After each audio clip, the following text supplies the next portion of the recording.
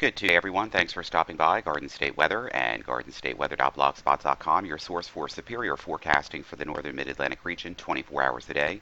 I'm forecaster Robert Smith with the daily video forecast discussion for Tuesday, the 6th of May, 2014. Waking up to overcast conditions across many regions this morning. The temperatures are generally running in the upper 40s to low and mid 50s across the region as a short wave moves through in the northern areas here, and another short wave exits the Delmarva region this morning. Skies will begin to brighten up and temperatures will respond very nicely to near seasonable levels during this afternoon.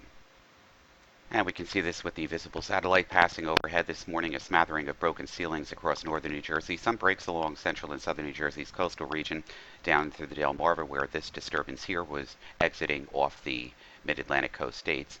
Water vapor showing really not too much in the way of deep moisture advection across the region.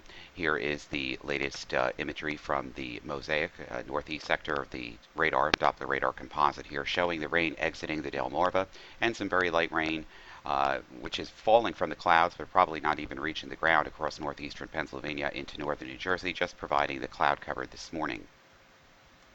Morning surface chart from WeatherRoanoke.com and digital atmosphere software shows the trough and weak disturbance here across the Delmarva exiting off the coast.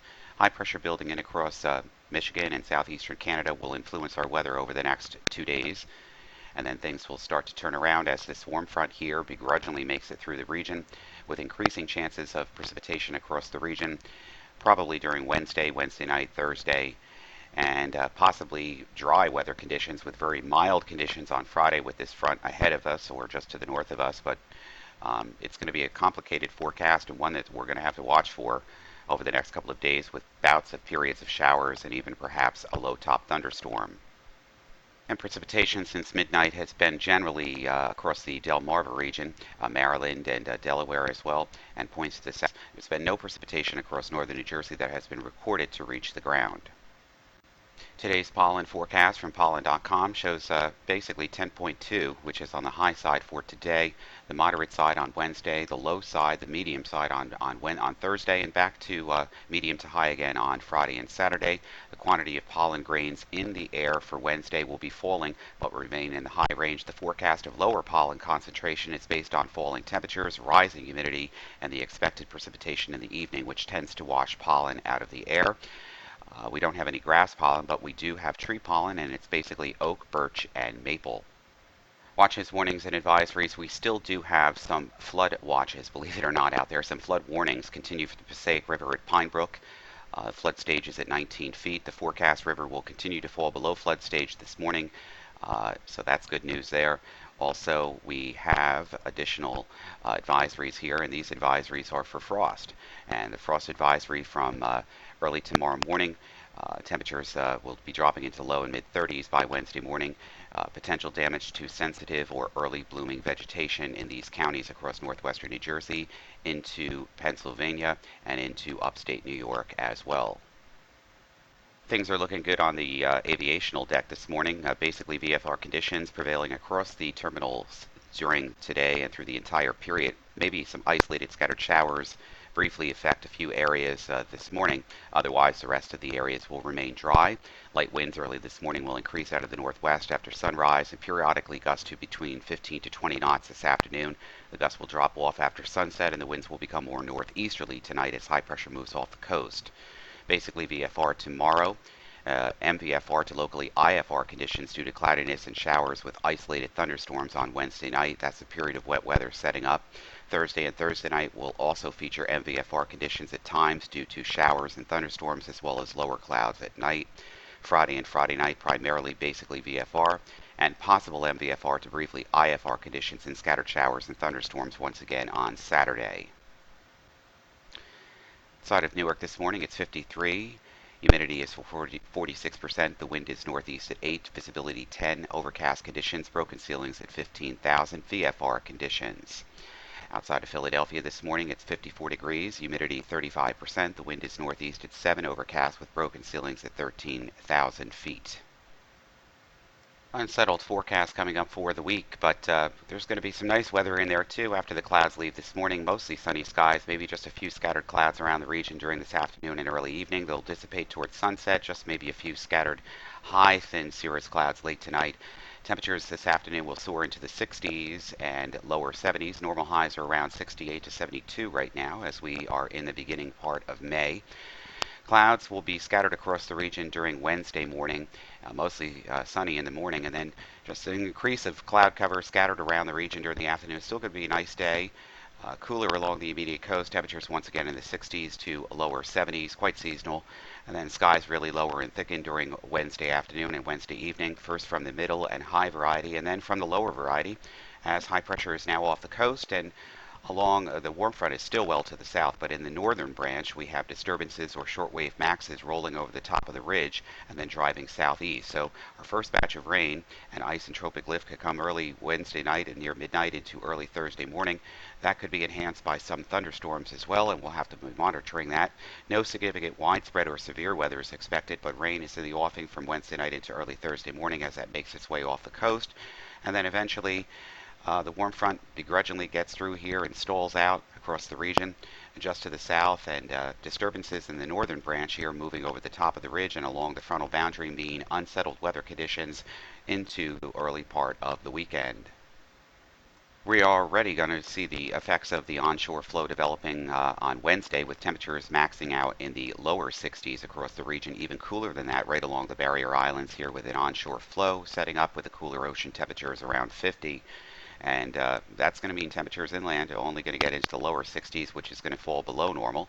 And then we're going to spike above normal on Friday. But before that, Thursday, we're expecting a large contrast here. We could be dealing with temperatures in the upper 70s and lower 80s across portions of the Delmarva region, where the winds will be from the south-southwest.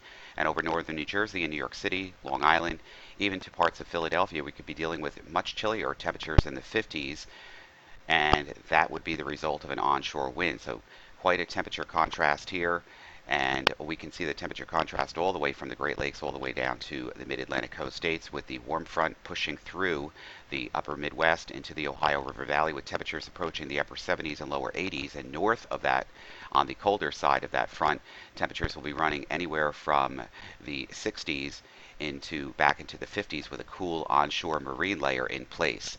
Now this front is expected to jump through the region on Friday morning, and that could make Friday afternoon's temperatures into the 70s here quite delightful. But don't get used to that, because more changes are once again on the way. This is not a good picture if you want continuity between the 500 millibar height means in the next 8 to 10 days.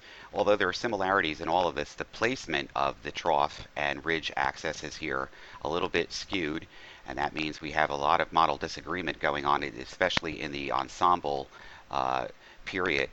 These are the 500 millibar height anomalies. We see the trough axis here in the Central Plains on the European model guidance, further across the Great Lakes down through the Tennessee and Mississippi River Valley on the GFS.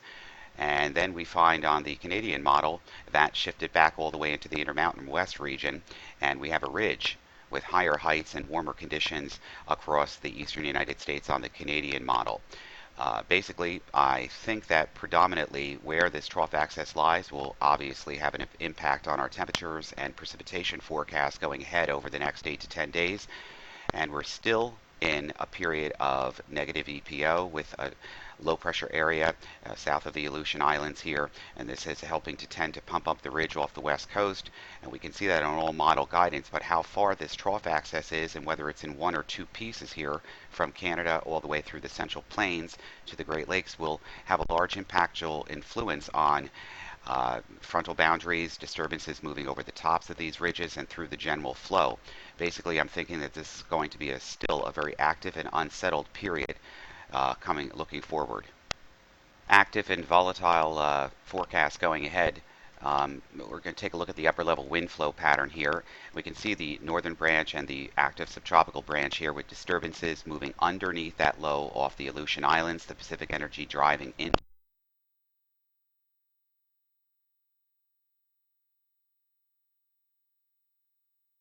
Hopefully that microphone did not cut out once again. Anyway, As we move through the upper level flow here, we can see the trough axis making its way towards the eastern United States and then reloading again in through the central plains into the Great Lakes region. And by the time we get to the end of the forecast period, we still find a mean trough across the Great Lakes here all the way into southeastern Canada near Hudson's Bay. It's going to make for a very active and volatile pattern here in the eastern United States. GFS maps into motion. High pressure builds in across the region today. Lots of sunshine, and still our warm front now to the south attended to this deep area of low pressure across the central plains. This warm front's going to give way very slowly, but over the top of the ridge, disturbances in the northern branch coming through. Wednesday night into Thursday morning, a period of rain moves into the area, maybe even a thunderstorm. A little problem with that graphic there, and then we can see these disturbances lining up here across the region, and that means a period of unsettled weather coming our way on Thursday. As that moves off the coast, we'll get a break in the action. Then another shortwave max comes through during Friday, late Thursday night and Friday morning, and that keeps us on the cooler side with the warm front still well to our south. Low pressure here approaching the upper Great Lakes and a secondary in the southern branch here across Texas. Moving forward, the warm front tries to make its way through the region, probably passing through the region on Friday. The secluded front moves in on Saturday. Numerous showers and perhaps thunderstorms develop across the region later Friday night and Saturday morning as that moves through. And then energy as the front stalls up and energy from the southern branch moves through the region. It looks like more unsettled weather again for this weekend coming up. So it's a challenging forecast with near seasonable temperatures of the next couple of days and below normal on Thursday, especially Wednesday night and Thursday. It could be spiking above normal in certain locations on Friday, then we go above normal again by the weekend, but that also brings the chance of precipitation, and if the precipitation is heavy enough, that would keep some of the air mass to be cooler from the rain-cooled air. So it's going to be a challenging and timing difference forecast going ahead over the next week, and we'll keep you monitored with everything on Garden State Weather and gardenstateweather.blogspot.com. For Garden State Weather, I'm forecaster Robert Smith. You make it a good Tuesday, and we'll be back bright and early on Wednesday morning.